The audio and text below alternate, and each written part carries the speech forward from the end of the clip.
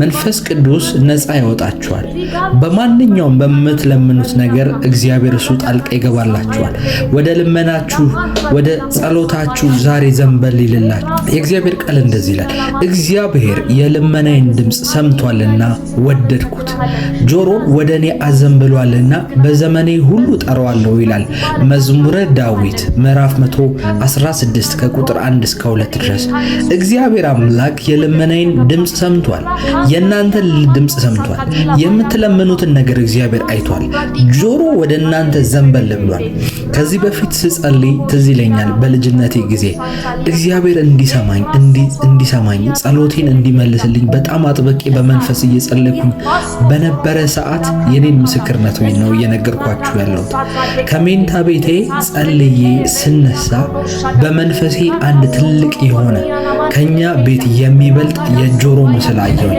ይሄ ጆሮ የቆመው በኔ ሜንታ ቤት መስኮት ፊት ለፊት ነበርና እግዚአብሔር በውስጤ የኔ ጆሮች ካንተ ጋር ናቸው አለኝ። የምጸልየውን ነገር ሁሉ እንደሚሰማኝ የእግዚአብሔር መንፈስ በውስጤ የነገረኝ ጊዜ ነበረ። ዛሬም በጌታ በኢየሱስ ስም የእግዚአብሔር ጆሮ ከናንተ ጋር ነው።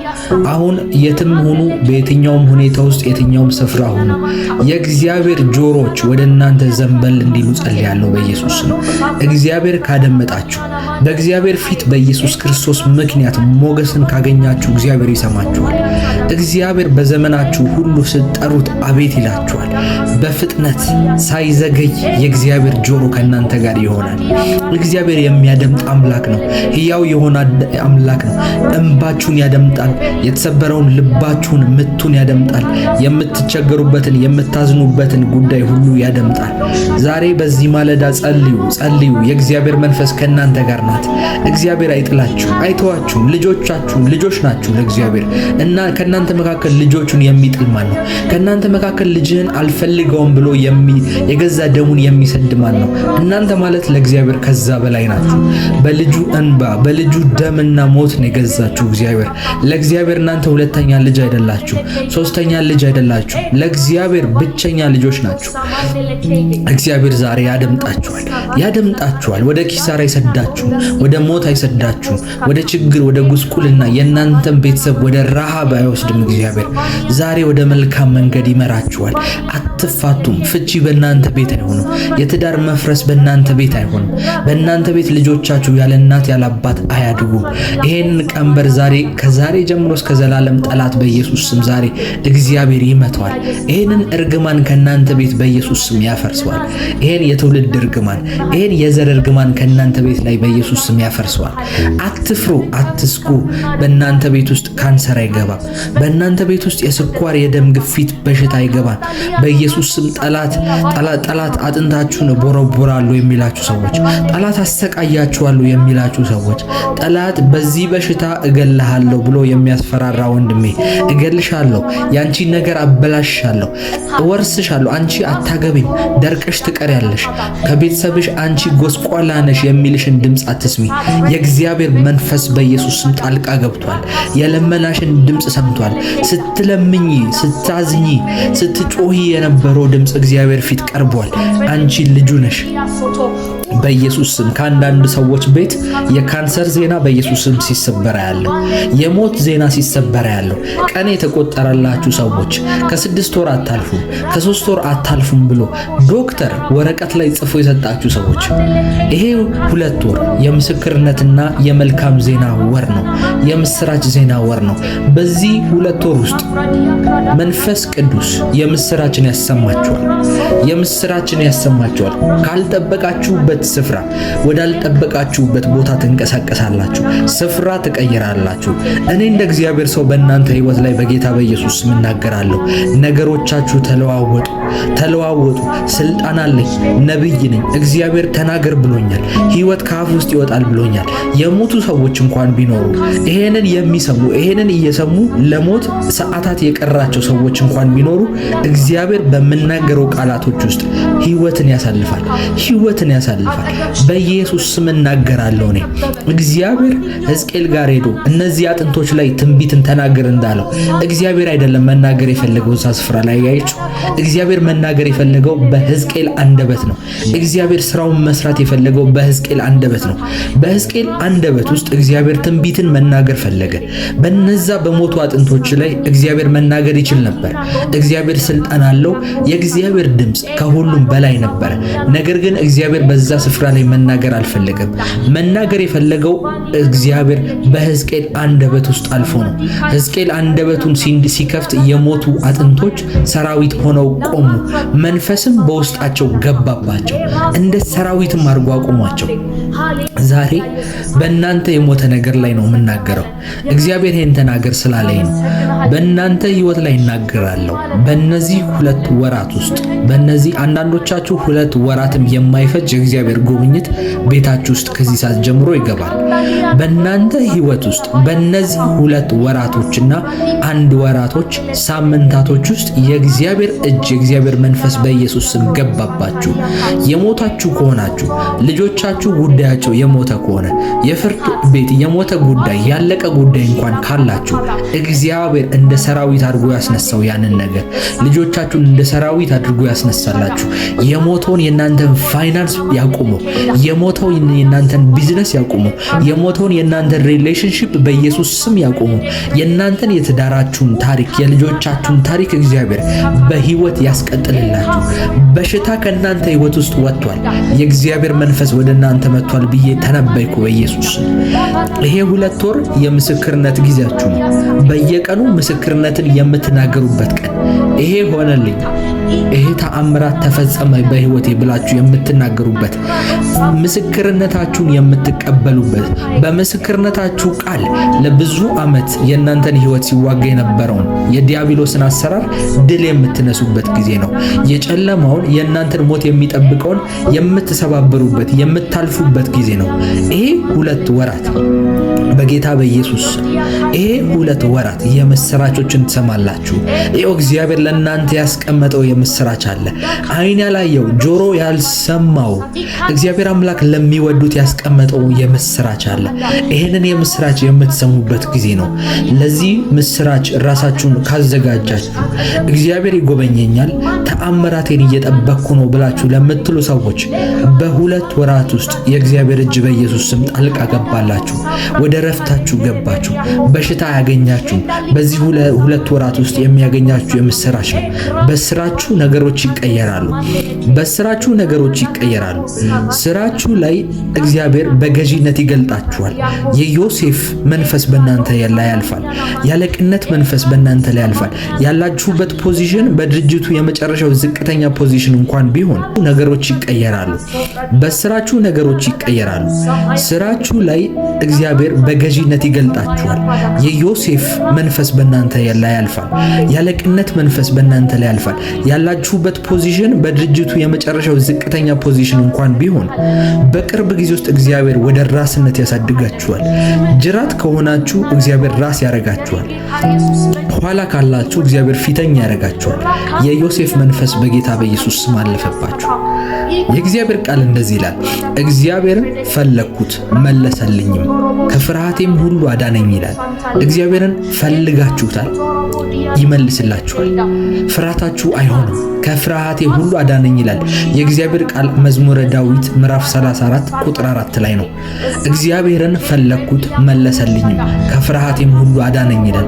ምንድነው የናንተ ፍርሃት? ምንድነው ይሆናል ብላችሁ እየፈራችሁት ያላችሁት ነገር? እግዚአብሔር ይመልስላችኋል። እግዚአብሔር ደግሞ ሲመልስላችሁ ከፍርሃታችሁ ያድናችኋል። በህይወቴ ላይ ይሆናል ብላችሁ ከጠበቃችሁት ነገር እግዚአብሔር ያድናችኋል። የእግዚአብሔር ቃል መልሰህልኛልና ማዳንም ሆነህልኛልና አመሰግንሃለሁ ይላል 118 ቁጥር 21 ላይ መዝሙረ ዳዊት። እንዲሁም ደግሞ እግዚአብሔር ይሆናል ሳይጠሩ እግዚአብሔርም እንደዚህ ይላል እንዲህም ይሆናል፣ ሳይጠሩ እኔ እመልሳለሁ፣ ገናም ሲናገሩ እኔ እሰማለሁ ይላል ትንቢተ ኢሳይያስ ምዕራፍ 65 ቁጥር 24 ላይ። ገና ሳትናገሩ ገና ወደ እግዚአብሔር ሳትጮሁ እንኳን እግዚአብሔር እመልስላችኋለሁ ይላችኋል። ሳትናገሩ የእናንተን ጉብኝት የእናንተን ነገር እሰማለሁ ይላል። እግዚአብሔር አምላክ ይሄንን ሊያደርግ ታማኝ ነው። እመኑኝ። በዚህ ማለዳ ተነስታችሁ ይህን ጸሎት እንድትጸልዩ በዚህ ጸሎት ውስጥ ከኔ ጋር አብራችሁ እንድትገኙ ያደረጋችሁ ምንም አይደለም፣ የእግዚአብሔር መንፈስ ነው። እመኑኝ። በእምነትና በፍቅር ወደ እጆቻችሁን ወደ እግዚአብሔር አንስታችሁ ልባችሁን ወደ እግዚአብሔር አቅነታችሁ አብራችሁ ነው በዚህ ሰዓት ብትጸልዩ መንፈስ ቅዱስ ነገሮቻችሁን ለመቀየር ታማኝ ነው። እግዚአብሔር የእናንተን ጉዳይ ለመመልከት ታማኝ ነው። እግዚአብሔር በመለኮታዊ ጉብኝት ጣቶቹ የእናንተ ነገር ለመንካት ታማኝ ነው። እነዚህ ሁለት ወራቶች ውስጥ ፈጣን የሆነ የመንፈስ ቅዱስ ህልውና የመንፈስ ቅዱስ ጉብኝት ከማለዳ እስከ ምሽት እስከ ሌሊት አብሯችሁ የሚቀር ልባችሁን የሚቀይር አይምሯችሁን የሚቀይር የቤተሰባችሁን ነገር የሚቀይር የእግዚአብሔር መንፈስ ይገለጣል። እኔ በኢየሱስ ስም ተነብያለሁ። በመግባታችሁ በመውጣታችሁ ሁሉ የእግዚአብሔር ድምጽ ይከተላችሁ፣ የእግዚአብሔር ድምጽ ይቅደማችሁ። እግዚአብሔር የሚያሳርፍ ነው። የእግዚአብሔር ልብ ብታውቁት፣ የእግዚአብሔር ልብ ብትረዱት፣ አሁን በእናንተ ላይ የሆነ ያለው ነገር የእግዚአብሔር ፍቃድ አይደለም። አሁን በእናንተ እየኖራችሁ ያላችሁት ነገር የእግዚአብሔር ፍቃድ አይደለም። ድካም እንኳን ቢሆን በድካም ውስጥ እንድትመላለሱ የሱ ፍቃድ አይደለም። ሊያበረታችሁ ለደካሙ ኃይልን ይሰጣል ይላል። ታናሹን ያነሳል ይላል።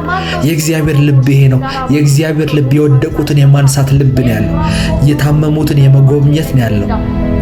እናንተ ውስጥ ያለው በሽታ የእግዚአብሔር ፍላጎት አይደለም። በእናንተ ሕይወት ላይ የሆነ ያለው ነገር፣ በእናንተ ልጆች ላይ እየተፈጠረ ያለው ነገር የእግዚአብሔር ፍቃድ አይደለም። ይሄንን ፍቃድ ዛሬ እንገለብጠዋለን በኢየሱስ። ይሄንን ፍቃድ ዛሬ የእግዚአብሔር ፍቃድ በእናንተ ሕይወት ላይ ይከናወናል። የእግዚአብሔር ቃል የልመናዬን ድምፅ ሰምቷልና እግዚአብሔር ይባረክ ይላል። አያችሁ፣ እግዚአብሔር የሚሰማ አምላክ ነው። የልመናን ቃል የሚመልስ አምላክ ነው። የሚያዳምጥ አምላክ ነው። ስንጸልይ አሁን ዝም ብለን እየጸለይን አይደለም፣ እየጮህን አይደለም፣ አፋችንን በከንቱ እየከፈትን አይደለም። እግዚአብሔር ዛሬ የተናገረን ነገር እንደሚሆን እናምናለን። የልመናችን ቃል እንደሚፈጸም እናውቃለን። ይሄ ሁለት ወራቶች ውስጥ እንደ ሰው አናስብ፣ እንደ እግዚአብሔር እናስብ። እግዚአብሔር ምንድነው የሚያስበው? የሰው ልብና የእግዚአብሔር ልብ ሰማይ ከምድር እንደሚለያይ አታውቁምን? እኛ የምናስበው ነገርና እሱ የሚያስበው ፈጽሞ የተለየ ነው። ስለዚህ በዚህ ማለዳ እንደዚህ በሉ፣ እግዚአብሔር ሆይ ከፊቴ ቀድመህ ውጣ በሉ። እግዚአብሔር ሆይ አንተ ከፊቴ ቅደም በሉ። አንተ የምታስበው ነገር ይሁን በሉ። አንተ ፍቃድ፣ ያንተ ፍቃድ በእኔ ሕይወት ላይ ይገለጥ በሉ። የኔ አይደለም ያንተ ፍቃድ። ጳውሎስ ራሱ እንደዚህ አይደል ያለው? ክርስቶስ በእኔ ውስጥ ይኖራል አይደል? እግዚአብሔር በእኛ ውስጥ አለ። እርሱ እንዴት መሄድ እንዳለብን፣ እርሱ በምን አይነት መንገድ መሄድ እንዳለብን እሱ ይናገረናል። ይኸውላችሁ የእግዚአብሔር መንፈስ በሙላት ልባችን ውስጥ ሲኖር ድፍረት ይመጣብናል። ከዚህ በፊት በሕይወታችን ውስጥ ያልነበረ ድፍረት፣ ከዚህ በፊት በነገሮቻችን ሁሉ ሄደን የማናቀውን አዲስ አካሄድ እንድንሄድ የሚያበረታታ የእግዚአብሔር ድፍረት፣ ልባችን በሙሉ በዛ ኃይል ይጠመዳል። እግዚአብሔር በዛ ሰዓት የእርሱን ዓላማ እያከናወነ ነው። ማንም ባንሆን፣ በምድረ በዳ ያለን ሰዎች ብንሆን፣ የተረሳን ሰዎች ብንሆን እግዚአብሔር ያስታውሰናል። እግዚአብሔር በቃሉ ላይ እንደሚናገር በጨነቀኝ ጊዜ እግዚአብሔርን ጠራሁት፣ ወደ አምላኬም ጮኽኩኝ፣ ከመቅደሱም ድምፄን ሰማኝ፣ ጩኸቴም በፊቱ ወደ ጆሮ ገባ እንደሚል የእግዚአብሔር ቃል በመዝሙረ ዳዊት ምዕራፍ 18:6 እናንተም ጨንቋችሁ ከሆነ እግዚአብሔርን ጥሩት በዚህ ሰዓት። ይሄ መንፈሳዊ ሰዓት ነው። ወደ አምላካችሁ ጩኹ። በዚህ ሰዓት ከመቅደሱ ሆኖ ድምፃችሁን ይሰማል። የእናንተን ጩኸት ወደ ጆሮ ይገባል። ወደ አምላካችሁ ጩኹ። ወደ ሰው አይደለም። ለሰው አትናገሩ ችግሮቻችሁን ወገኖቼ፣ ወንድምና እህቶች፣ ወዳጆቼ፣ ለማንም ሰው ችግራችሁን አታወሩ። የእግዚአብሔር መንፈስ ካልነገራችሁ፣ የእግዚአብሔር መንፈስ በውስጣችሁ ሰላም ካልሰጣችሁ በስተቀር ስለዛ ሰው ለማንም ሰው ሚስጥር ችግራችሁን አትናገሩ። የድካማችሁን ዜና አትናገሩ። እናንተ አሁን አንበሶች ናችሁ፣ በጎች አይደላችሁ። በእግዚአብሔር ፊት ብቻ ነው እንደዛ መሆን ያለባችሁ። በእግዚአብሔር ፊት ብቻ ነው ችግራችሁን፣ በሽታችሁን፣ ድካማችሁን መናዘዝ ያለባችሁ። በሰው ፊት እንደዛ አትሁኑ። ወደ እግዚአብሔር ግን አሁን ጩሁ። ይሄ ሰዓት መንፈሳዊ ሰዓት ነው። ይሄ ሰዓት የመለኮታዊ ጉብኝት ሰዓት ነው። እግዚአብሔር ለኔም እንደተናገረኝ በእነዚህ 2 ወራቶች ውስጥ ተአምራቴን አድርጋለሁ፣ የምስራችና የምስክርነት ወራት ይሆናሉ ተብሎ እንደተናገረኝ በእምነት ከዚህ ጋር የምትነካኩ ሰዎች እመኑኝ፣ በስራችሁ ለውጦችን በእነዚህ ሳምንታቶችና ወራቶች ታያላችሁ። በቤተሰባችሁ በልጆቻችሁ ጉዳይ መንፈስ ቅዱስ ጣልቃ ሲገባና ነገሮችን ሲቀይር ታያላችሁ። እግዚአብሔር እንደዚህ ብሎኛል፣ በእናንተ ሕይወት ላይ ደግሞ በጌታ በኢየሱስ ስም ተፈጸመ ብዬ ጸልያለሁ።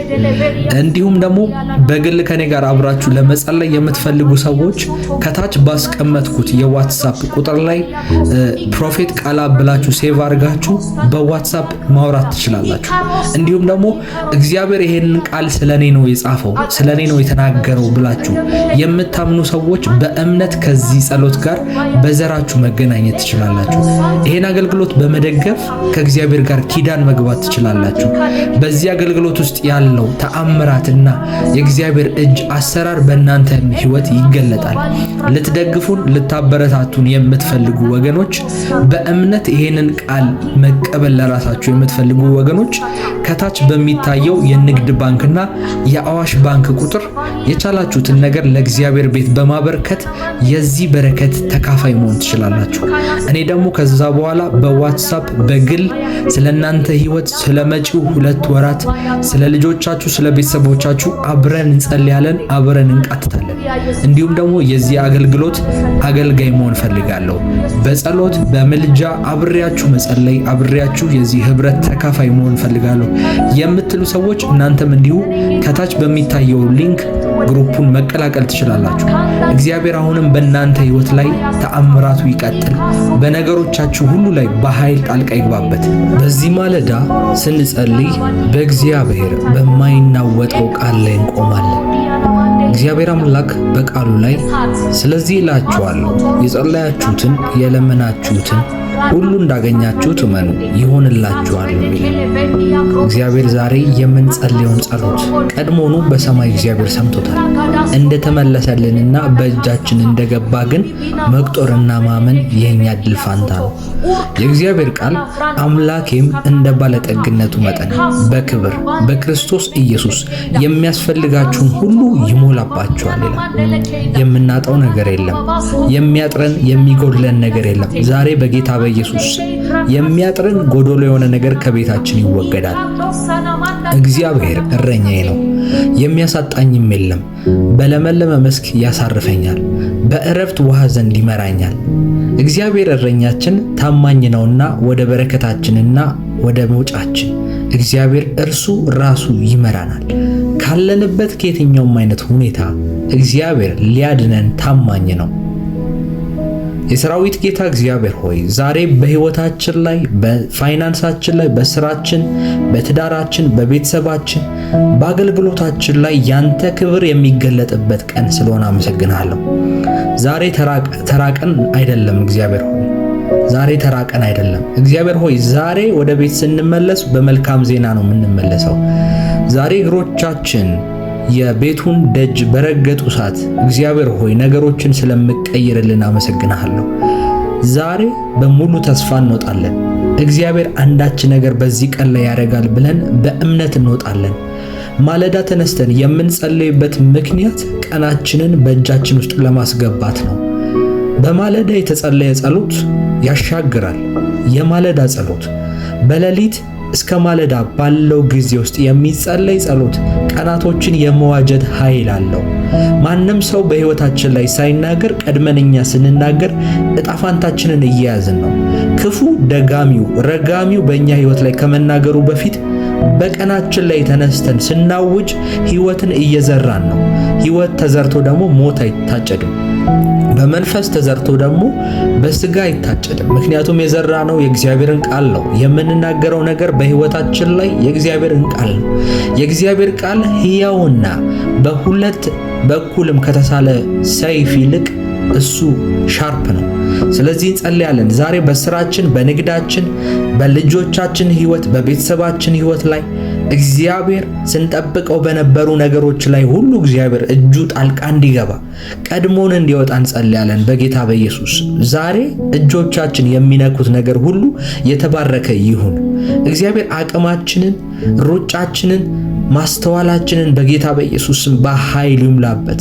የሰው አገር ቅጥረኛ፣ ተገዢ፣ ባሪያ ከመሆን እግዚአብሔር ያውጣን። ዛሬ እግዚአብሔር የራሳችንን ነገር ባለቤት የምንሆንበት እንደ ያዕቆብ ረሆቦት ሆኖ ለምንጭ ለልጅ ልጆች የምንካፈልበት እንደ ዮሴፍ ተባርከን ለአንድ ሰው ለሁለት ሰው አይደለም ለቤተሰቦቹ በሙሉ ለወንድሞቹ በሙሉ የምግብ ምንጭ እንደሆነ ለሀገሩ ለእስራኤል ትውልድ ማስቀጠያ እግዚአብሔር እንደተጠቀመበት መላው በግብጽና በቅብጽ ዙሪያ ያሉ ሰዎች ከእርሱ በረከት ተካፋይ እንደሆኑ እግዚአብሔር አምላክ ዛሬ በእኛ ህይወት ላይ ድንቅ የሆነ እጁን ይዘርጋበት። እግዚአብሔር አምላክ ዛሬ እጁን ወደ ህይወታችን በመለኮታዊ ጉብኝት በኢየሱስ ስም ይዳሰን። አሁን ከመውጣታችን በፊት እንጸልያለን። አባት ሆይ ቀድመህኝ ውጣ። ዛሬ በናዝሬቱ በኢየሱስ ስም ያንተ መንፈስ ይጠብቀኝ። አይምሮዬን፣ መንፈሴን፣ ስጋዬን፣ ነፍሴን ለአንተ ዳራ አሳልፌ መስጠት እፈልጋለሁ። እግዚአብሔር ሆይ በዚህ ቀን ላይ ማንኛውም ክፉ ነገር አያገኘኝ፣ ያንተ እጅ ያገኘኝ። እግዚአብሔር ሆይ በሰላም መውጣት መግባት የቀለለባቸው ሰዎች አሉ። ለኔ ግን አልቀለለብኝም። መውጣቴ መግባቴ እግዚአብሔር ሆይ ያንተ ሰላምና ያንተ ረፍት ከሆነበት ነው እንጂ ያለዚያም አልችልም። እግዚአብሔር ሆይ ዛሬም እንደተለመደው እግዚአብሔር ሆይ ያንተ ጥበቃ ከፊቴ እንዲወጣ ጸልያለሁ። በየትኛውም ሁኔታ ክፉ የኔን ነገር ሊያበላሽ፣ የኔን ቤተሰብ ሊተናኮል፣ አምላክ ሆይ ልቤን ሊሰብር፣ ስራዬን ሊያበላሽ፣ ኋላ ሊያስቀረኝ የሚፈልግ የድግምት አሰራር ከህይወቴ ላይ ተነቀለ ይሁን። እግዚአብሔር ሆይ እንደዚህ እያላችሁ ጸልዩ። እኔ ዛሬ የተባረኩ ነኝ በሉ። ስወጣ የተባረኩ ነኝ፣ ስገባም የተባረኩ ነኝ። ዛሬ እንደሌላው እንደተለመደው ቀን አይደለም። ዛሬ እንደ ትላንቱ በጭንቀት በዋይታ በፍርሃት በኪሳራ ወደ ቤቴ አልመለስም። አውቀዋለሁ ዛሬም እንደሚፈጠር። ዛሬ ታላቅ የምስራች እሰማለሁ። እግዚአብሔር በነገሮቼ ላይ ድንቅና ተአምራትን አስደናቂ የሆነ ማንም ያልጠበቀውን እንግዳ የሆነ ሰርፕራይዝን ያደርግልኛል። ዛሬ በሮቼ በኃይል ይከፋፈታሉ። ዛሬ በፋይናንሴ፣ በስራዬ፣ በትዳሬ ላይ መለኮታዊ የሆነ መሻገር ይሆናል። በሬን የዘጋጉ ነገሮችን ዛሬ ሰባብሬ የምወጣው ዛሬ ነኝ። ዛሬ የእግዚአብሔር ቃል ሰባሪው ጌታ ከፊትህ ወጥቷል ተብሎ እንደጻፈ የነሐሱን በሮች እቆራርጣለሁ እንደሚል የብረት መዝጊያዎቹን እሰባብራለሁ ተብሎ የእግዚአብሔር ቃል እንዳለ በሮቼ በኃይል የሚከፈቱበት ቀን ነው። በልቤ እግዚአብሔርን በማመን እጠብቃለሁ ዛሬ። ምክንያቱም የሚጣብቁ ሰዎች ሁሉ ያገኛሉ። ወደ አይኖቻቸው ወደ እግዚአብሔር የሚያተኩሩ ሰዎች ከእግዚአብሔር ዘንድ አንዳች ነገር ይቀበላሉ። እኔ ዛሬ አይኖቼን ወደ እግዚአብሔር አንስቻለሁ። ዛሬ በሮቼ ይከፈታሉ። በፋይናንሴ፣ በስራዬ፣ በነገሮቼ ላይ ሁሉ እሻገራለሁ። የጠላት ሐሳብ በሙሉ ከንቱ ይሆናል። እኔ በክርስቶስ በኢየሱስ ስም ሁል ጊዜ ከፍታ ላይ እንጂ ዝቅተኛ ላይ አልገኝም። ጠላቶቼ የሚጠብቁኝ ቦታ በፍጹም አያገኙኝም። ታማኙና የከበረው እግዚአብሔር አምላክ ሆይ ይህን ማለዳ በኢየሱስ ስም ቀድሰ ስለሰጠኝ ጸሎቴን እግዚአብሔር ሆይ እንደተወደደ መዓዛ አድርገህ ስለተቀበልክልኝ አመሰግናለሁ። ዛሬ በምስራችና በታላቅ ምስክርነት ወደ ቤታችን እንድትመጣ በኢየሱስ ስም ስላረከን ወደ ህይወታችን በጉብኝት ስለምትወርድ እግዚአብሔር ሆይ ለአንተ ምስጋና እናቀርባለን። ቀኑን ሙሉ በአንተ መለኮታዊ ጥበቃ፣ በአንተ ቅጥር፣ በአንተ ሞገስ ውስጥ እንመላለሳለን። ያንተ ክብር፣ ያንተ ደስታ ኃይላችን ነው። እናመሰግንሃለን። ውዳሴና አምልኮ እግዚአብሔር ሆይ ለአንተ ታላቁ ስም ይሁን። እግዚአብሔር ሆይ ለኔ ለባሪያ እንደተናገርክ በእነዚህ 2 ወራት ውስጥ ትልልቅ የምስክርነትና ትልልቅ የምስራቾችን አደርጋለሁ በእናንተ ህይወት ላይ ብለህ እንደተናገርክ እግዚአብሔር ሆይ በኢየሱስ ስም ከዛሬ ቀን ጀምሮ ከዚች ደቂቃና ሰዓት ጀምሮ አብሮኝ በሚጸልዩ ሰዎች ላይ ይሄ በኃይል ይፈጸም። በኢየሱስ ስም የምስራቾች እየፈጠኑ ይምጡ። እግዚአብሔር ሆይ መልካም ዜናዎች ወደ ህይወታችን ይምጡ። መንፈስ ቅዱስ ያንተ እጅ ከሰራበት ያንተ እጅ ካለፈበት የሐዘን ዜና እንኳን እግዚአብሔር ሆይ ወደ መልካም ነገር ይቀየራል። በሕይወታችን ላይ የተደረጉ አዋጆች በሙሉ ይገልበጡ። ለኛ ክፉ የተነገሩ አዋጆች፣ ለኛ ሕይወት ለመጥፋት የኛን ነገር ለማበላሸት ተራ አድርጎ ሊያስቀረን በእኛ ሕይወት ላይ የተነገረ አዋጅ በመልካም አዋጅ እንዲቀየር በኢየሱስ ስም ጸልያለሁ። የእግዚአብሔር ቃል ጠላቶቻቸው አይሁዳውያን ላይ ሊሰለጥኑባቸው ሊያጠፉባቸው አዋጅ በተነገረበት ዕለት ሊሆን ባለበት ሰዓት ነገሩ ተገለበጠ ተብሎ እንደተጻፈ እግዚአብሔር ሆይ በአይሁዳውያን ላይ የተነገረው የሞት የዘር ጭፍጨፋ እግዚአብሔር ሆይ በመርደኪዮስ የተደረገው ነገር በሃማ በአስቴር እግዚአብሔር ሆይ በዛን ጊዜ የተነገረውን ንግርት በዕለቱ ሊሆን እንዳለ እየተጠበቀ እያለ እግዚአብሔር ሆይ አንተ ግን ጣልቃ ገብተህ ነገሩን ተገለበጠ እንዳልከው እግዚአብሔር ሆይ ዛሬ በኢየሱስ ስም እናወጃለን። በዚህ 2 ወር ውስጥ ነገሩ እንዲገለበጥ የሞት አዋጅ፣ የሞት ዜና፣ የበሽታ ዜና፣ የማይታወቅ የካንሰር የማይታወቅ የበሽታ ዜና፣ የደም ግፊት ዜና፣ የስኳር በሽታ ዜና፣ ስራችን ሊበላሽ ነው የሚል ዜና፣ ነገሮች ሊበላሹ ነው፣ ተስፋ ልንቆርጥ ነው፣ የልጆቻችን ሕይወት ተበላሸ የሚባል ዜና በጌታ በኢየሱስ ስም እንዲገለበጥ የምስራች እንዲሆን ጸልያለሁ። አብዛኞቹ በዚህ ሰዓት አብረውኝ እየጸሉ ያሉ ሰዎች ምስክርነታቸውን በኢየሱስ ስም ይቀበሉ። በናዝሬቱ በጌታ በኢየሱስ ስም የእግዚአብሔር ቃል እንደሚናገር የትንቢት መንፈስ የክርስቶስ ምስክር ነው እንደሚል እንዲሁም ደግሞ በምስክርነታቸው ቃል ድል ነሱ ተብሎ እንደጻፈ እግዚአብሔር ሆይ አሁን አብረው አሜን ብለው ከኔ ጋር ለሚጸልዩ ሰዎች በአፋቸው ውስጥ የምስክርነትን ቃል በኢየሱስ ስም አስቀምጥ። ጠላቶቻቸውን ድል ንሳላቸው። እግዚአብሔር ሆይ በፊታቸው የተዘጋባቸውን የብረት መወርወሪያ መዝጊያ ከዚህ ሰዓት ጀምሮ እንዲከፈት አይደለም እንዲሰባበር ጸልያለሁ በኢየሱስ ስም። የነሐሱ ደጅ ከባድ ይመስላል። የነሐሱ ደጅ በማንም በምንም ሁኔታ ሊከፈት የማይችል በር ሊመስል ይችላል። የእግዚአብሔር መንፈስ ሲመጣ ግን መዝጊያው በሩ ራሱ አውቆ ተከፈተ ይላል። የመንፈስ ቅዱስ ኃይል ባለበት ስፍራ በሮች ይከፈታሉ። የመንፈስ ቅዱስ አሰራር የተአምራት ጉልበትን ይዞ ይመጣል።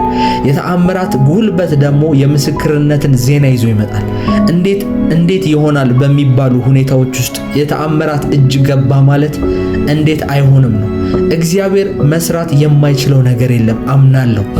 በዚህ ሰዓት እግዚአብሔር ሆይ በእምነት ተአምራትን ለመቀበል ዝግጁ ለሆኑ ሰዎች በኢየሱስ ስም መንፈስ አለፈባቸው። በጌታ በኢየሱስ ስም በስልኮቻቸው የምስራችን ሰሙ። ዛሬ ስራ ቦታ በሚገቡበት ሰዓት ከአለቆቻቸው እንዲሁም አብረዋቸው ከሚሰሩ የቢዝነስ ረዳቶቻቸው ጋር ትልቅ የሆነ በሮችን በኢየሱስ ስም ክፈትላቸው። ፈጽሞ የጠበቁትን ነገር አይደለም የምጸልየው፣ ፈጽሞ ያልጠበቁት ነገር ወደ ህይወታቸው ይምጣ። የእግዚአብሔር እጅ በጉብኝት ቤታቸውን ትምለው በኢየሱስ ስም። በስራቸው በንግዳቸው ግልጥ የሆነ ታንጀብል የሆነ ያንተ እጅ በህይወታቸው ላይ ይገለጥ። እግዚአብሔር ሆይ በኢየሱስ ስም ጸልያለሁ። አምላኬ ሆይ እጅህ ቀድማ ትውጣ። ቀድሞ የሚመራ እጅ ጳውሎስን እንደመራችው ወደዚህ ስፍራ አትሂድ፣ ወደዛ ስፍራ አትሂድ፣ በዛ ስፍራ ውስጥ ስኬታማ ትሆናለህ ብላ ወደ አረብ ምድር ለሄድ የነበረውን አስቀይራ እንዳስኬደችው እግዚአብሔር ሆይ በኢየሱስ ዛሬ መሄዱትን አያውቁም። ወዴት እንደሚገቡ የማያውቁ ሰዎች፣ ምን እንደሚሰሩ የማያውቁ ሰዎች እንዲሁ በዘፈቀደ ወደሚሄዱበት ስፍራ፣ ወደ ስራ ቦታ፣ ወደ ንግድ ቦታ፣ ወደ አገልግሎት ቦታ ወዴትም ይሁን እግዚአብሔር ሆይ በኢየሱስ ስም ዛሬ ጣልቃ ገባላቸው። ምክንያቱም መንፈስ ወደ እውነት ሁሉ ይመራቸዋል ተብሎ ተጽፏል። እውነት ማለት እግዚአብሔር እጁ ያስቀመጠበት ቦታ ነው። እውነት ማለት የሚሳካላችሁ ቦታ ነው። እውነት ማለት የማትከስሩበት ስፍራ ነው። እግዚአብሔር ወደ እናንተ ህይወት ሲራራላችሁ ምህረትን ሲያደርግላችሁ ከማይገባችሁ ድካም ከሞላበት ምድረ በዳ እግዚአብሔር ይጠብቃችኋል። እንደ እስራኤላውያን 40 ዓመት አትንከራተቱም። አንድ አይነት ስፍራ እግዚአብሔር ቃል ኪዳን ሰጥቷችሁ ወደዛ ስፍራ ለመሄድ ረጅም ጊዜ አይፈጅባችሁ። ይሄ ወር ከማለቁ በፊት መንፈስ ቅዱስ ለአንዳንዶቻችሁ የምስራችን ይሰጣችኋል። የተአምራትን ዜና በኢየሱስ ስም ያሰማችኋል። እግዚአብሔር ከዛሬዋ ከዚች ማለዳ ጀምሮ መንፈሳዊ ዓለም ላይ የእናንተን ህይወት ቀየረው በኢየሱስ ስም፣ ቀየረው በጌታ በኢየሱስ ስም። እግዚአብሔር ለእናንተ የምዕራብ ንፋስን ያስነሳላችሁ። እግዚአብሔር ለእናንተ የምስራቅን፣ የምዕራብን፣ የሰሜንን፣ የደቡብን ንፋስ ያስነሳላችሁ። ለአንዳንዶቻችሁ ከመንገዳችሁ ላይ መከራን በኢየሱስ ስም ይንቀልላችሁ። መከራን ብቻ አይደለም መከራ የሆኑባችሁን ሰዎች ከህይወታችሁ ላይ ይንቀልላችሁ። እግዚአብሔር ወደ እናንተ ዛሬ የምስራቅ ንፋስን እንዲልክ በኢየሱስ ስም ጸልያለሁ።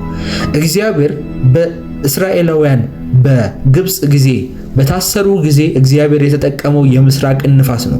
በተምችና በኩብኩባ በአንበጣ እስራኤልን በተለያዩ መቅሰፍቶች የመታው ግብጽን መቅሰፍቶች የመታት ከምስራቅ እግዚአብሔር ንፋሳትን ሰዶ ነው።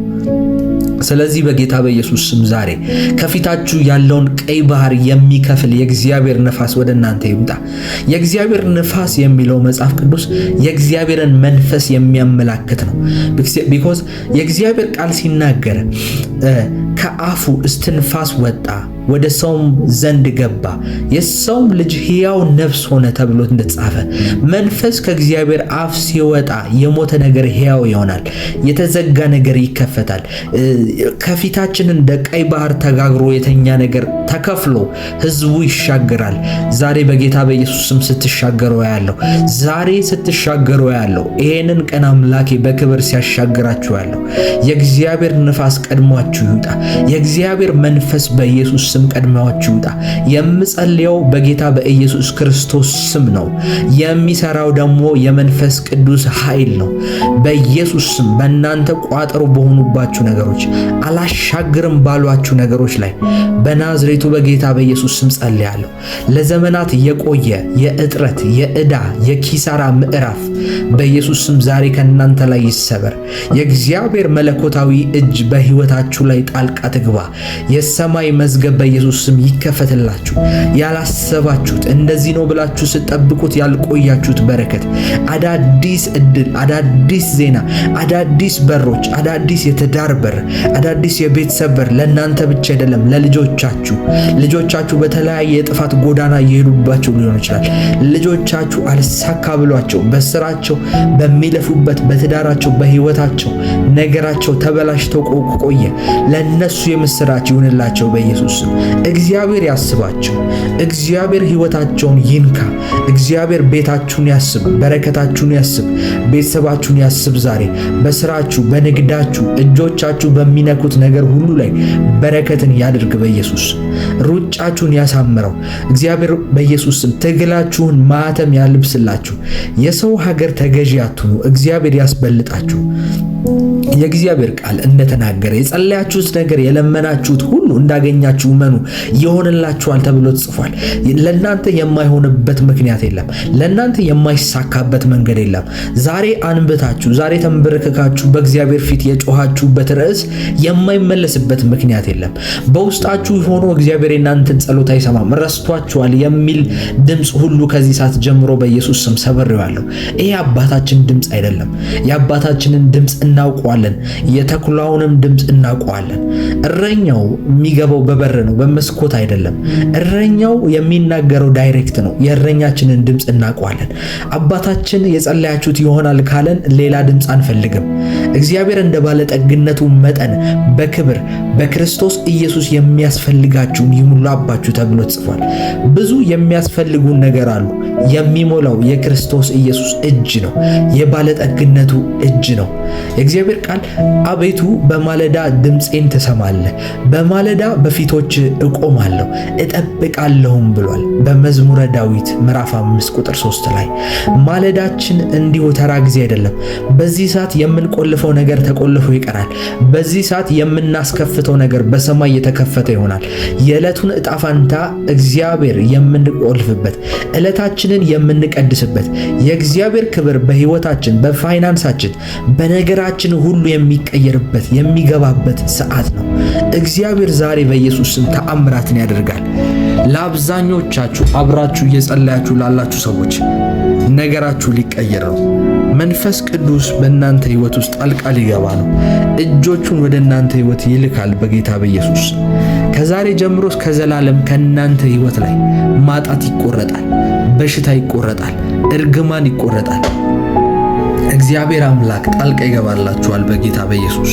እግዚአብሔር ልባቸው ለተሰበረ ቅርብ ነው፣ መንፈሳቸውንም የተሰበረውንም ያድናቸዋል። በሞት ጥላ ሸለቆ እንኳን ብሄድ እግዚአብሔር እንደዚህ ይላል፣ እኔ ከእናንተ ጋር ነኝና አትፍሩ። እግዚአብሔር እንደዚህ ይላል፣ በውሃ ውስጥ በሚያልፍበት ጊዜ እኔ ከእርሱ ጋር ሆናለሁ፣ በወንዞችም ውስጥ ሲያልፍ አያሰጥሙትም።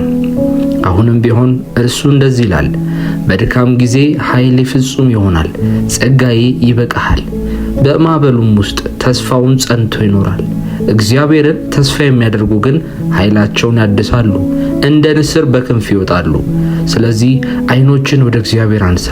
እግዚአብሔር መሸሸጊያችንና ኃይላችን፣ በመከራም ጊዜ የቅርብ ረዳታችን ነው። እርሱም አሁንም ያስታውስሃል፣ ስላንተ ያስባልና የሚያስጨንቅህን ነገር ሁሉ በእርሱ ላይ ጣለው። ለቅሶ ማታ ይሆናል፣ ደስታ ግን በጠዋት ይነጋል። ልዑል እግዚአብሔር እንደዚህ ይላል፣ ብርቱና ጨካኝ ሁን፣ አትፍራ፣ አትደንግጥ። በምትሄድበት ሁሉ አምላክ እግዚአብሔር ካንተ ጋር ነው። ለደካማው ኃይልን ይሰጣል፣ አቅም ለሌለውም ጉልበትን ያበዛል። ታዳጊዎች እንኳን ይደክማሉ ይዝላሉ፣ ወጣቶችም ተሰናክለው ይወድቃሉ። እርሱም በለሆሳሳ ድምፅ እንደዚህ ይላል፣ እኔ እረዳሃለሁና አትፍራ፣ በጽድቄም ቀኝ እደግፍሃለሁ።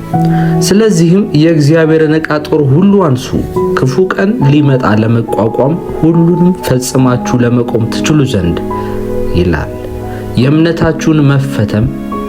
የእምነታችሁ መፈተን ትዕግስትን እንዲያመጣ ታውቃላችሁና፣ ምንም የሚጎላችሁ ሳይኖር ፍጹማንና ሙሉዋን ትሆኑ ዘንድ ትዕግስት ሥራዋን እስከ መጨረሻው ይፈጽም። በእያንዳንዱ ፈተና ውስጥ እርሱ ታማኝ ነው። ከምትችሉት በላይ እንድትፈተኑ አይፈቅድም፣ ነገር ግን ትታገሱ ዘንድ ከፈተናው ጋር መውጫውን ደግሞ ያዘጋጅላችኋል ይላል የእግዚአብሔር ቃል በአንደኛ ቆሮንቶስ ምዕራፍ 10 ቁጥር 13። እግዚአብሔር አምላክ ረድቷችሁ መንፈስ ቅዱስ በውስጣችሁ ተናግሯችሁ ወደዚህ ጸሎት እንደተለመደው ልጸልዩ የመጣችሁ በዓለም ዙሪያ ሁሉ የምትገኙ ቅዱሳን እንኳን በሰላም መጣችሁ። እግዚአብሔር አምላክ ከዚህ በፊትም በተደጋጋሚ በሰጠን የጸሎት ጊዜዎች ላይ እጅግ በጣም ተባርከናል።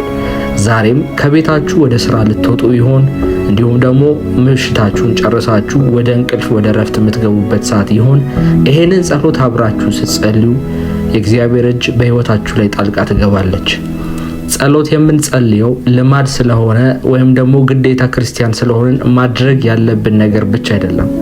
ሉዓላዊ የሆነው የእግዚአብሔር እጅ በሕይወታችን ላይ እንዲንቀሳቀስ እንዲሁም ደግሞ በእግዚአብሔር ልጅ በኢየሱስ ክርስቶስ አማካኝነት የተሰጠንን በመንፈስ ዓለም የመንቀሳቀስ የልጅነት መብታችንን የምንለማመድበት ስፍራ ነው። ጸሎት ለማንም አይደለም። ጸሎት እንዲጸልዩ ለተፈቀደላቸው፣ ጸሎት መንፈሳዊ ዓለም ውስጥ ገብተው መንቀሳቀስ እንዲችሉ ፍቃድ ለተሰጣቸው ሰዎች የተዘጋጀ ነገር ብቻ ነው። ያ ፍቃድ ደግሞ የተሰጠው ለኔና ለናንተ በክርስቶስ ኢየሱስ በኩል ድነን ወደ አብ ወደ ቅድስተ ቅዱሳን መግቢያ በር ወደ ውስጠኛው ወደ እግዚአብሔር ጓዳዎች የመግባት አቅም የተሰጠን ለኛ ነው። ስለዚህ አሁን ስንጸልይ የልጅነት መብታችንን እንለማመዳለን። ምክንያቱም መጽሐፍ ቅዱስ ስልጣንን ሰጥቻችኋለሁ ተብሎ ተጽፏል። የልጅነት ስልጣን አለ። በልጅነት ስልጣናችን አማካኝነት በእግዚአብሔር ዓለም ውስጥ በመንፈሳዊ ዓለም ውስጥ የመጸለይ ነገሮችን የማንቀሳቀስ መብት ተሰጥቶናል። ስለዚህ ኢየሱስ ክርስቶስ በሰጠን በስሙ በዚህ አዳኝ ስም ምክንያት የተለያዩ ነገሮች ይፈጠራሉ። ስንጸልይ ነገሮች ይቀየራሉ። ምናልባት በተለያዩ ከባድ ሁኔታዎች ውስጥ ሆናችሁ ሊሆን ይችላል። እንዲሁም ደግሞ እየጠበቃችሁት ያላችሁት በልባችሁ በውስጣችሁ እግዚአብሔር የተናገራችሁ ነገር እንዲፈጸም በጉጉት እየጠበቃችሁ ሊሆን ይችላል። እግዚአብሔር የተናገራችሁ እናንተ በውስጣችሁ የፈለጋችሁት ነገር የምስራች ለመስማት ተአምራት ለማየት እየጠበቃችሁ እየጸለያችሁ ሊሆን ይችላል። እግዚአብሔር ያንን ነገር ያደርግላችኋል። ነገር ግን እግዚአብሔር እስትንፋሱን ያስቀመጠው በአፋችን ውስጥ ነው። ታስታውሱ እንደሆነ የእግዚአብሔር ቃል በዘፍጥረት ላይ የሰውን ልጅ እፍም አለው፣ እስትንፋስም አበጀለት፣ ሕያውም ነፍስ ሆኖ ቆመ ይላል። ስለዚህ እግዚአብሔር ሕይወትን ያስቀመጠው በሰው ልጅ አፍ ውስጥ ነው። መናገር ያለብንም ለዚህ ነው። ተነስተን መናገር ስንጀምር ማወጅ ስንጀምር ከውስጣችን ሕይወት ነው እየወጣ ያለው። ምክንያቱም እግዚአብሔር እስትንፋሱን ባፋችን ውስጥ ነው ያስቀመጠው። ስለዚህ አሁን ተነስታችሁ በነገሮቻችሁ ላይ በሁኔታዎቻችሁ ላይ እንዲቀየር በምትፈልጉት እንዲለወጥ በምትፈልጉት እግዚአብሔር ጣልቃ እንዲገባላችሁ በምትፈልጉት አቅጣጫ ላይ ተናገሩበት። እግዚአብሔር በስራችሁ ጉዳይ ጣልቃ እንዲገባ የምትፈልጉ ሆነ አፋችሁን ከፍታችሁ እየጮሃችሁ ተናገሩበት። ምክንያቱም አፋችሁ ውስጥ ሕያው ቃል የእግዚአብሔር ቃል ተቀምጧልና። በሰው ዘንድ ምላስ ውስጥ ሞትም ሕይወትም ከእግዚአብሔር ዘንድ ተቀምጧልና ሰው ደግሞ እንዲሁ በልቡ እንዳመነው እንደዛው ነው ይላል። ስለዚህ እግዚአብሔር በእናንተ ሕይወት ውስጥ ሊያደርግ ያለውን ነገር የምታምኑ ታምራት እንደሚሰራ እግዚአብሔር አምላክ የእውነት የሰዎችን ሕይወት መቀየር እንደሚችል የምታምኑ ሰዎች ተነሱና በዚህ ሰዓት ተናገሩበት። በሁኔታዎች ውስጥ በደረቁ አጥንቶች ላይ ትንቢትን እንዳስናገረው ሲናገርም የትንቢቱ ቃል እነዛን የደረቁ የሞቱ አጥንቶች ሕያው ነፍስ አድርጎ እንዳቆመ በእግራቸው ቆመውም ታላቅ ሰራዊትም ሆኑ ተብሎ እንደተጻፈ እግዚአብሔር የወደቀውን የእናንተን ነገር ለመቀየር የሚጠቀመው የእናንተን አንደበት ነው። ስለዚህ እነሆ ተነሳና አንተ ተራራ ከፊቴ ላይ ተነቀል በሉት። ተነሺና አንተ የሞትክ የኔ ነገር፣ አንተ የሞትክ የኔ ትዳር፣ አንተ የሞትክ የኔ ስራ ጉዳይ አሁኑኑ እንዲቀየር አዛለው አውጃለው እያልሽ ተናገሪበት። የህይወት መውጫ ካንደበትሽ ዘንድ ነውና እግዚአብሔር ሆይ በጌታ በኢየሱስ ስም አመሰግንሃለሁ። በዚህ ማለዳ እንዲሁም በዚህ ምሽት ልታናግረን ወደ በህይወታችን ልትሰራ ወደ ስለቀሰቀስከን ወደ መንፈሳዊ ዓለም ወደ አንተ መኖሪያ ወደ አንተ መገኛ ስፍራ ስለጠራህን እናመሰግናለን። ሁሉም ሰው ይሄ ጥሪ አይደርሰውም። ሁሉም ሰው ይሄ ጸሎት ለመጸለይ አልታደለም። እኛ ግን እግዚአብሔር ሆይ ከታደሉት ውስጥ ነን። ያንተን ህልውና፣ ያንተን መገኘት፣ ያንተን አብሮነት፣ ሰላም የሚሰጠውን ያንተን መንፈስ ቀን በቀን የመብላት ይሄንን መንፈስ ቀን በቀን የመጠጣት የመኖር መብት ተሰጥቶናል። እግዚአብሔር ሆይ እጅግ እድለኞች ነን። እናመሰግናለን። እግዚአብሔር ሆይ ከሞቱት መካከል አልሆንም። በቁማቸው ሞተው በቁማቸው ሙታን ሳለን እንደነበሩት ስላላረከን እናመሰግናለን። እግዚአብሔር ሆይ ስምህ የተባረከ ይሁን። ወደ ህይወት በር ወደ ህይወት መጽሐፍ ስለጋበዝከን እናመሰግናለን። ከዘላለም እስከ ዘላለም እኛን የማዳን ፕሮግራምህን በልጅ በኢየሱስ ክርስቶስ በኩል ፈጽመህ ስለጨረስክ ስላዳንከን ሁሉም የኛ ነገር ጎዶሎ የነበረውን ባዶ የነበረውን የኛን ህይወት በህይወት ስለሞላህ እናመሰግናለን። እግዚአብሔር ሆይ ምንም የሚጨመርልን ነገር የለም። አንዳች ጨምር የምንለው ነገር የለም። ጌታ ሆይ ነፍሳችን ከመብል ይበልጣል፣ ህይወታችን ስጋችንም ከልብሳችን ይበልጣል። እግዚአብሔር ሆይ ያላረክልን ነገር የለም። ሰጥተህናል፣ አልሰጠህንም፣ ቀረብን የምንለው ነገር የለም። እግዚአብሔር ሆይ ሰው ሰርቶ ደስታን ለማግኘት ነው። ሰው አንድ ነገር ቢያደርግ የሀብት ጫፍ ላይ ቢደርስ ሰላምን ለማግኘት ነው። የተለየ ነገር የለም። ያን እዛ ቦታ ሳንደርስ ግን እግዚአብሔር ሆይ አንተ ሰላምን ሰጥተህናል። አለን የምንለው ነገር የምናሳየው ነገር ሳይኖር የእርካታን ጥግ አሳይተናል። የእግዚአብሔር ልጅ ኢየሱስ ክርስቶስ ስምህ ይባረክ። ዛሬ በኢየሱስ ስም ወደ አንተ እግር እንመጣለን፣ ወደ አንተ ዙፋን እንመጣለን። እግዚአብሔር ሆይ ማልጄም ተነሳው እንዳለ እግዚአብሔር ሆይ በኢየሱስ ስም ወደ ዙፋንህ መቅረብ ይሆንልናል። ወደ አንተ እንመጣለን። እግዚአብሔር ሆይ በአንተ ፊት የሚፈታ እንቆቅልሽ አለ። በአንተ ፊት የሚሰበር ቀንበር አለ። እግዚአብሔር ሆይ በአንተ ፊት የሚድን በሽታ አለ። በአንተ ፊት የሚቆም ተራራ በሙሉ እግዚአብሔር ሆይ ይነቀላል። የእግዚአብሔር ቃል እንደዚህ ይላል፣ በእውነት እግዚአብሔር ሰማኝ፣ የልመናዬንም ድምፅ አደመጠ። በእርሱ ዘንድ ያለን ድፍረት ይህ ነው፣ እንደ ፈቃዱ አንዳች ብንለምን ይሰማናል። የምንለምነውም ሁሉ እንዲሰማን ብናውቅ ከእርሱ የለመነውን ልመና እንዳገኘን እናውቃለን። አሁን እየጸለይን ያለውን ነገር እግዚአብሔር በኢየሱስ ስም ያሰማናል። የልመናችንን ድምፅ ያደምጣል። የምንለምነውን ነገር እግዚአብሔር ይሰማል። የምንጠይቀውን ነገር እግዚአብሔር ይሰማል። የእርሱ ፈቃድ እንደሆነ ብንለምን፣ የእርሱን ነገር ብንጠይቅ እግዚአብሔር ይሰማናል፣ ያገኘናል፣ እናውቃለን። ይሄን ዛሬ በኢየሱስ ስም እንጸልያለን። በሮቻችን እንደሚከፈቱ እናውቃለን። የምናውቀው ዕውቀት አንድ ነው። የሞላው ውስጣችን አንድ ነው። መልካም ያደርጋል እግዚአብሔር፣ ነፃ ያወጣናል እግዚአብሔር። እንደ ግብፅ በብዙ በምድረ በዳ ተራምደናል። እንደ ግብፅ አይነት እስር ቤት በሆኑ እንደ ፈርዖን በሆኑ ነገሮች ውስጥ አልፈናል። ነፃነታችንን ግን የምናወጅበት ቀን ነው ይሄ ቀን። ይሄ ቀን አስቀድመን ነፃ ወጥተናል። አምላካችን ነፃ አውጥቶናል ከግብፅ ምድር ከአጨቋኞቻችን ምድር እግዚአብሔር ነፃ አውጥቶናል የምንልበት ዘመን ነው። በገንዘብ እግዚአብሔር ነፃ አውጥቶናል። በበረከት ነፃ አውጥቶናል።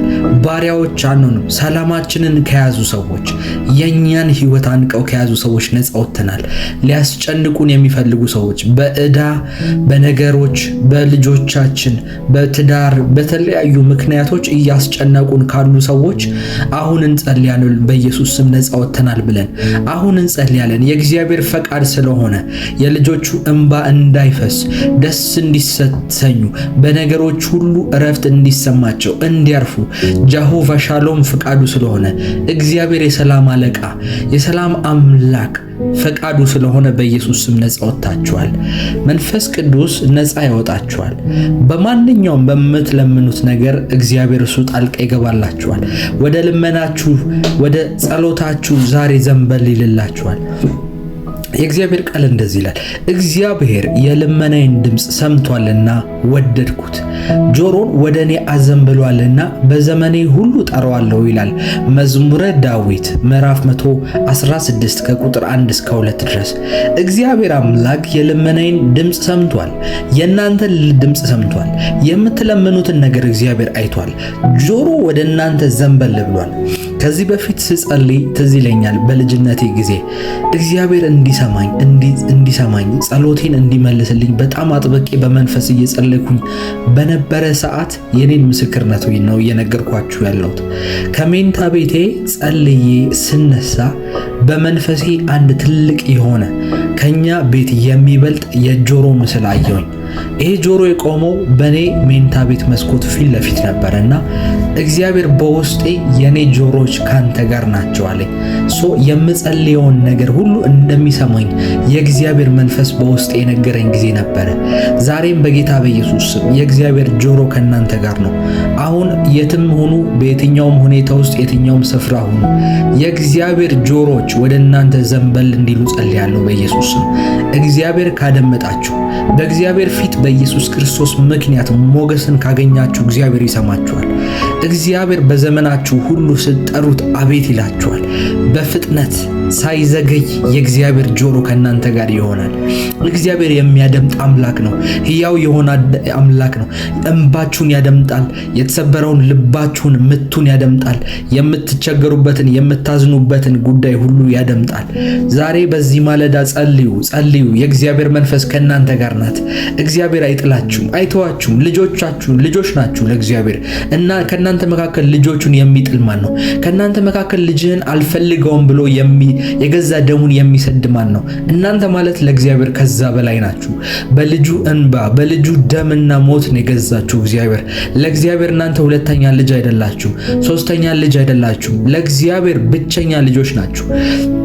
እግዚአብሔር ዛሬ ያደምጣችኋል። ወደ ኪሳራ አይሰዳችሁም፣ ወደ ሞት አይሰዳችሁም፣ ወደ ችግር፣ ወደ ጉስቁልና የእናንተን ቤተሰብ ወደ ረሃብ አይወስድም። እግዚአብሔር ዛሬ ወደ መልካም መንገድ ይመራችኋል። አትፋቱም። ፍቺ በእናንተ ቤት አይሆንም። የትዳር መፍረስ በእናንተ ቤት አይሆንም። በእናንተ ቤት ልጆቻችሁ ያለ እናት ያለ አባት አያድጉም። ይሄን ቀንበር ከዛሬ ጀምሮ እስከ ዘላለም ጠላት በኢየሱስ ስም ዛሬ እግዚአብሔር ይመተዋል። ይሄንን እርግማን ከእናንተ ቤት በኢየሱስ ስም ያፈርሰዋል። ይሄን የትውልድ እርግማን፣ ይሄን የዘር እርግማን ከእናንተ ቤት ላይ በኢየሱስ ስም ያፈርሰዋል። አትፍሩ፣ አትስጉ። በእናንተ ቤት ውስጥ ካንሰር አይገባም። በእናንተ ቤት ውስጥ የስኳር የደም ግፊት በሽታ አይገባም።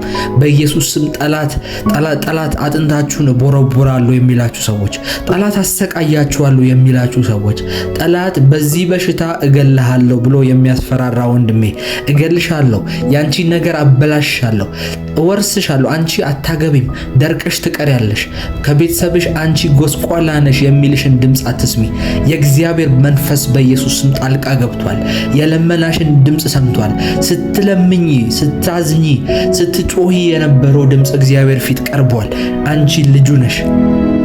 በኢየሱስ ስም ከአንዳንድ ሰዎች ቤት የካንሰር ዜና በኢየሱስ ስም ሲሰበራ ያለው፣ የሞት ዜና ሲሰበራ ያለው፣ ቀን የተቆጠረላችሁ ሰዎች ከ6 ወር አታልፉም፣ ከ3 ወር አታልፉም ብሎ ዶክተር ወረቀት ላይ ጽፎ የሰጣችሁ ሰዎች ይሄ 2 ወር የምስክርነትና የመልካም ዜና ወር ነው። የምስራች ዜና ወር ነው። በዚህ 2 ወር ውስጥ መንፈስ ቅዱስ የምስራችን ያሰማችኋል። ካልጠበቃችሁበት ስፍራ ወዳልጠበቃችሁበት ቦታ ትንቀሳቀሳላችሁ፣ ስፍራ ትቀይራላችሁ። እኔ እንደ እግዚአብሔር ሰው በእናንተ ሕይወት ላይ በጌታ በኢየሱስ ስም እናገራለሁ። ነገሮቻችሁ ተለዋወጡ። ስልጣን አለኝ፣ ነብይ ነኝ፣ እግዚአብሔር ተናገር ብሎኛል፣ ሕይወት ከአፍ ውስጥ ይወጣል ብሎኛል። የሞቱ ሰዎች እንኳን ቢኖሩ ይሄንን የሚሰሙ ይሄንን እየሰሙ ለሞት ሰዓታት የቀራቸው ሰዎች እንኳን ቢኖሩ እግዚአብሔር በምናገረው ቃላቶች ውስጥ ሕይወትን ያሳልፋል። በኢየሱስ ስም እናገራለሁ። እኔ እግዚአብሔር ሕዝቅኤል ጋር ሄዶ እነዚህ አጥንቶች ላይ ትንቢትን ተናገር እንዳለው እግዚአብሔር አይደለም መናገር የፈለገው እዛ ስፍራ ላይ ያይችሁ። እግዚአብሔር መናገር የፈለገው በሕዝቅኤል አንደበት ነው። እግዚአብሔር ስራውን መስራት የፈለገው በሕዝቅኤል አንደበት ነው። በሕዝቅኤል አንደበት ውስጥ እግዚአብሔር ትንቢትን መናገር ፈለገ። በነዛ በሞቱ አጥንቶች ላይ እግዚአብሔር መናገር ይችል ነበር። እግዚአብሔር ስልጣን አለው። የእግዚአብሔር ድምፅ ከሁሉም በላይ ነበር። ነገር ግን እግዚአብሔር በዛ ስፍራ ላይ መናገር አልፈለገም። መናገር የፈለገው እግዚአብሔር በሕዝቅኤል አንደበት ውስጥ አልፎ ነው። ሕዝቅኤል አንደበቱን ሲከፍት የሞቱ አጥንቶች ሰራዊት ሆነው ቆሙ። መንፈስም በውስጣቸው ገባባቸው፣ እንደ ሰራዊትም አድርጎ አቆሟቸው። ዛሬ በእናንተ የሞተ ነገር ላይ ነው የምናገረው። እግዚአብሔር ይህን ተናገር ስላለኝ ነው። በእናንተ ህይወት ላይ እናገራለሁ። በእነዚህ 2 ወራት ውስጥ በእነዚህ አንዳንዶቻችሁ 2 ወራትም የማይፈጅ የእግዚአብሔር ጉብኝት ቤታችሁ ውስጥ ከዚህ ሰዓት ጀምሮ ይገባል። በእናንተ ህይወት ውስጥ በእነዚህ 2 ወራቶችና 1 ወራቶች ሳምንታቶች ውስጥ የእግዚአብሔር እጅ የእግዚአብሔር መንፈስ በኢየሱስ ስም ገባባችሁ። የሞታችሁ ከሆናችሁ ልጆቻችሁ ጉዳያቸው የሞተ ከሆነ የፍርድ ቤት የሞተ ጉዳይ ያለቀ ጉዳይ እንኳን ካላችሁ እግዚአብሔር እንደ ሰራዊት አድርጎ ያስነሳው ያንን ነገር ልጆቻችሁን እንደ ሰራዊት አድርጎ ያስነሳላችሁ።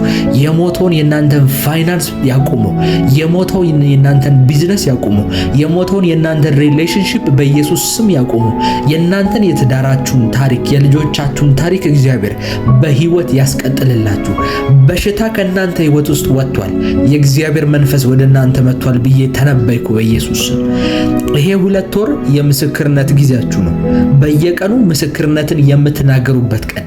ይሄ ሆነልኝ፣ ይሄ ተአምራት ተፈጸመ በህይወቴ ብላችሁ የምትናገሩበት፣ ምስክርነታችሁን የምትቀበሉበት፣ በምስክርነታችሁ ቃል ለብዙ ዓመት የእናንተን ህይወት ሲዋጋ የነበረውን የዲያብሎስን አሰራር ድል የምትነሱበት ጊዜ ነው።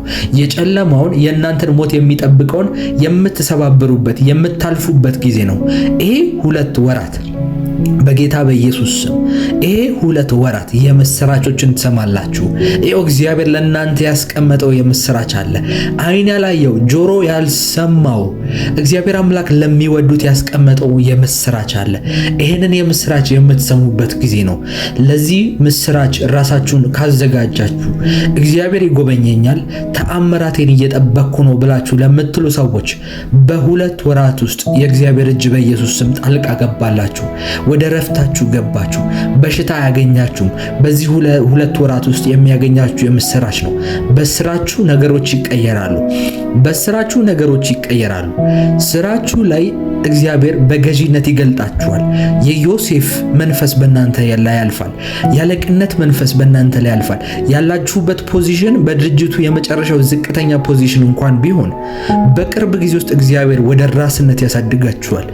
ጅራት ከሆናችሁ እግዚአብሔር ራስ ያረጋችኋል። ኋላ ካላችሁ እግዚአብሔር ፊተኛ ያረጋችኋል። የዮሴፍ መንፈስ በጌታ በኢየሱስ ስም አለፈባችሁ። የእግዚአብሔር ቃል እንደዚህ ይላል፣ እግዚአብሔርም ፈለግኩት መለሰልኝም፣ ከፍርሃቴም ሁሉ አዳነኝ ይላል። እግዚአብሔርን ፈልጋችሁታል፣ ይመልስላችኋል። ፍርሃታችሁ አይሆንም። ከፍርሃቴ ሁሉ አዳነኝ ይላል የእግዚአብሔር ቃል መዝሙረ ዳዊት ምዕራፍ 34 ቁጥር 4 ላይ ነው። እግዚአብሔርን ፈለግኩት መለሰልኝም፣ ከፍርሃቴም ሁሉ አዳነኝ ይላል። ምንድነው የናንተ ፍርሃት? ምንድነው ይሆናል ብላችሁ እየፈራችሁት ያላችሁት ነገር? እግዚአብሔር ይመልስላችኋል። እግዚአብሔር ደግሞ ሲመልስላችሁ ከፍርሃታችሁ ያድናችኋል። በህይወቴ ላይ ይሆናል ብላችሁ ከጠበቃችሁት ነገር እግዚአብሔር ያድናችኋል። የእግዚአብሔር ቃል መልሰህልኛልና ማዳንም ሆነህልኛልና አመሰግንሃለሁ ይላል 118 ቁጥር 21 ላይ መዝሙረ ዳዊት። እንዲሁም ደግሞ እግዚአብሔር ይሆናል ሳይጠሩ እግዚአብሔርም እንደዚህ ይላል፣ እንዲህም ይሆናል ሳይጠሩ እኔ እመልሳለሁ ገናም ሲናገሩ እኔ እሰማለሁ ይላል ትንቢተ ኢሳይያስ ምዕራፍ 65 ቁጥር 24 ላይ። ገና ሳትናገሩ ገና ወደ እግዚአብሔር ሳትጮሁ እንኳን እግዚአብሔር እመልስላችኋለሁ ይላችኋል። ሳትናገሩ የእናንተን ጉብኝት የእናንተን ነገር እሰማለሁ ይላል። እግዚአብሔር አምላክ ይሄንን ሊያደርግ ታማኝ ነው። እመኑኝ። በዚህ ማለዳ ተነስታችሁ ይህን ጸሎት እንድትጸልዩ በዚህ ጸሎት ውስጥ ከኔ ጋር አብራችሁ እንድትገኙ ያደረጋችሁ ምንም አይደለም፣ የእግዚአብሔር መንፈስ ነው። እመኑኝ። በእምነትና በፍቅር ወደ እጆቻችሁን ወደ እግዚአብሔር አንስታችሁ ልባችሁን ወደ እግዚአብሔር አቅነታችሁ አብራችሁ አሁን በዚህ ሰዓት ብትጸልዩ መንፈስ ቅዱስ ነገሮቻችሁን ለመቀየር ታማኝ ነው። እግዚአብሔር የእናንተን ጉዳይ ለመመልከት ታማኝ ነው። እግዚአብሔር በመለኮታዊ ጉብኝት ጣቶቹ የእናንተ ነገር ለመንካት ታማኝ ነው። እነዚህ 2 ወራቶች ውስጥ ፈጣን የሆነ የመንፈስ ቅዱስ ህልውና የመንፈስ ቅዱስ ጉብኝት ከማለዳ እስከ ምሽት እስከ ሌሊት አብሯችሁ የሚቀር ልባችሁን የሚቀይር አይምሯችሁን የሚቀይር የቤተሰባችሁን ነገር የሚቀይር የእግዚአብሔር መንፈስ ይገለጣል። እኔ በኢየሱስ ስም ተነብያለሁ። በመግባታችሁ በመውጣታችሁ ሁሉ የእግዚአብሔር ድምጽ ይከተላችሁ፣ የእግዚአብሔር ድምጽ ይቅደማችሁ። እግዚአብሔር የሚያሳርፍ ነው። የእግዚአብሔር ልብ ብታውቁት፣ የእግዚአብሔር ልብ ብትረዱት፣ አሁን በእናንተ ላይ የሆነ ያለው ነገር የእግዚአብሔር ፍቃድ አይደለም። አሁን በእናንተ እየኖራችሁ ያላችሁት ነገር የእግዚአብሔር ፍቃድ አይደለም። ድካም እንኳን ቢሆን በድካም ውስጥ እንድትመላለሱ የእሱ ፍቃድ አይደለም። ሊያበረታችሁ ለደካሙ ኃይልን ይሰጣል ይላል። ታናሹን ያነሳል ይላል። የእግዚአብሔር ልብ ይሄ ነው። የእግዚአብሔር ልብ የወደቁትን የማንሳት ልብ ነው ያለው። የታመሙትን የመጎብኘት ነው ያለው። እናንተ ውስጥ ያለው በሽታ የእግዚአብሔር ፍላጎት አይደለም። በእናንተ ህይወት ላይ የሆነ ያለው ነገር፣ በእናንተ ልጆች ላይ የተፈጠረ ያለው ነገር የእግዚአብሔር ፍቃድ አይደለም። ይሄንን ፍቃድ ዛሬ እንገለብጧለን በኢየሱስ። ይሄንን ፍቃድ ዛሬ የእግዚአብሔር ፍቃድ በእናንተ ህይወት ላይ ይከናወናል። የእግዚአብሔር ቃል የልመናዬን ድምፅ ሰምቷልና እግዚአብሔር ይባረክ ይላል። አያችሁ፣ እግዚአብሔር የሚሰማ አምላክ ነው። የልመናን ቃል የሚመልስ አምላክ ነው። የሚያዳምጥ አምላክ ነው። ስንጸልይ አሁን ዝም ብለን እየጸለይን አይደለም፣ እየጮህን አይደለም፣ አፋችንን በከንቱ እየከፈትን አይደለም። እግዚአብሔር ዛሬ የተናገረን ነገር እንደሚሆን እናምናለን። የልመናችን ቃል እንደሚፈጸም እናውቃለን። ይሄ 2 ወራቶች ውስጥ እንደ ሰው አናስብ፣ እንደ እግዚአብሔር እናስብ። እግዚአብሔር ምንድነው የሚያስበው?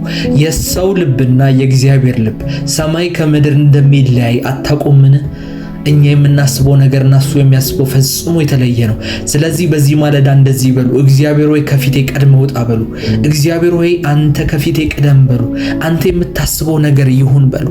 አንተ ፍቃድ፣ ያንተ ፍቃድ በእኔ ህይወት ላይ ይገለጥ በሉ። የኔ አይደለም ያንተ ፍቃድ። ጳውሎስ ራሱ እንደዚህ አይደል ያለው? ክርስቶስ በእኔ ውስጥ ይኖራል አይደል ያለው? እግዚአብሔር በእኛ ውስጥ አለ። እርሱ እንዴት መሄድ እንዳለብን፣ እርሱ በምን አይነት መንገድ መሄድ እንዳለብን እና እሱ ይናገረናል። ይኸውላችሁ የእግዚአብሔር መንፈስ በሙላት ልባችን ውስጥ ሲኖር ድፍረት ይመጣብናል። ከዚህ በፊት በህይወታችን ውስጥ ያልነበረ ድፍረት፣ ከዚህ በፊት በነገሮቻችን ሁሉ ሄደን የማናቀውን አዲስ አካሄድ እንድንሄድ የሚያበረታታ የእግዚአብሔር ድፍረት፣ ልባችን በሙሉ በዛ ኃይል ይጠመዳል። እግዚአብሔር በዛ ሰዓት የእርሱን ዓላማ እያከናወነ ነው። ማንም ባንሆን፣ በምድረ በዳ ያለን ሰዎች ብንሆን፣ የተረሳን ሰዎች ብንሆን እግዚአብሔር ያስታውሰናል። እግዚአብሔር በቃሉ ላይ እንደሚናገር በጨነቀኝ ጊዜ እግዚአብሔርን ጠራሁት፣ ወደ አምላኬም ጮህኩኝ፣ ከመቅደሱም ድምፄን ሰማኝ፣ ጩኸቴም በፊቱ ወደ ጆሮ ገባ እንደሚል የእግዚአብሔር ቃል በመዝሙረ ዳዊት ምዕራፍ 18:6 እናንተም ጨንቋችሁ ከሆነ እግዚአብሔርን ጥሩት። በዚህ ሰዓት ይሄ መንፈሳዊ ሰዓት ነው። ወደ አምላካችሁ ጩሁ። በዚህ ሰዓት ከመቅደሱ ሆኖ ድምፃችሁን ይሰማል። የእናንተን ጩኸት ወደ ጆሮ ይገባል። ወደ አምላካችሁ ጩሁ። ወደ ሰው አይደለም።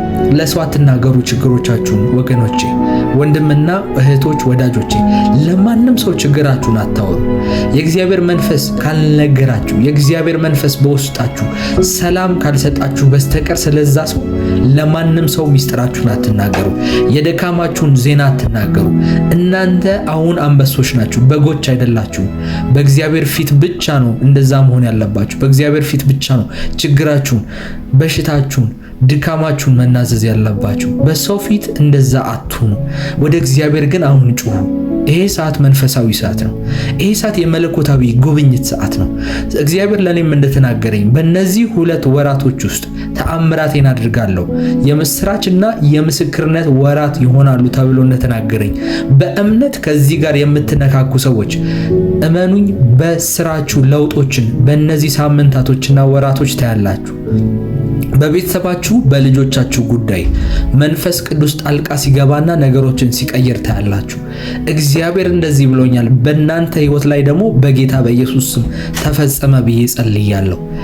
እንዲሁም ደግሞ በግል ከኔ ጋር አብራችሁ ለመጸለይ የምትፈልጉ ሰዎች ከታች ባስቀመጥኩት የዋትስአፕ ቁጥር ላይ ፕሮፌት ቃላብ ብላችሁ ሴቭ አድርጋችሁ በዋትስአፕ ማውራት ትችላላችሁ።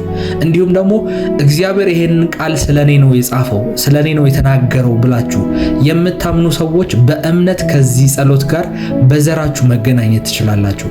ይሄን አገልግሎት በመደገፍ ከእግዚአብሔር ጋር ኪዳን መግባት ትችላላችሁ። በዚህ አገልግሎት ውስጥ ያለው ተአምራትና የእግዚአብሔር እጅ አሰራር በእናንተ ሕይወት ይገለጣል። ልትደግፉን ልታበረታቱን የምትፈልጉ ወገኖች፣ በእምነት ይሄንን ቃል መቀበል ለራሳችሁ የምትፈልጉ ወገኖች ከታች በሚታየው የንግድ ባንክና የአዋሽ ባንክ ቁጥር የቻላችሁትን ነገር ለእግዚአብሔር ቤት በማበርከት የዚህ በረከት ተካፋይ መሆን ትችላላችሁ። እኔ ደግሞ ከዛ በኋላ በዋትስአፕ በግል ስለናንተ ሕይወት፣ ስለመጪው 2 ወራት፣ ስለ ልጆቻችሁ፣ ስለ ቤተሰቦቻችሁ አብረን እንጸልያለን፣ አብረን እንቃትታለን። እንዲሁም ደግሞ የዚህ አገልግሎት አገልጋይ መሆን ፈልጋለሁ፣ በጸሎት በምልጃ አብሬያችሁ መጸለይ፣ አብሬያችሁ የዚህ ህብረት ተካፋይ መሆን ፈልጋለሁ የምትሉ ሰዎች እናንተም እንዲሁ ከታች በሚታየው ሊንክ ግሩፑን መቀላቀል ትችላላችሁ። እግዚአብሔር አሁንም በእናንተ ህይወት ላይ ተአምራቱ ይቀጥል። በነገሮቻችሁ ሁሉ ላይ በኃይል ጣልቃ ይግባበት። አብሬያችሁ የቆየሁት እኔ ወንድማችሁ ነብይ ቃልአብ ነበርኩ። ዘመናችሁ የተባረከ ይሁን።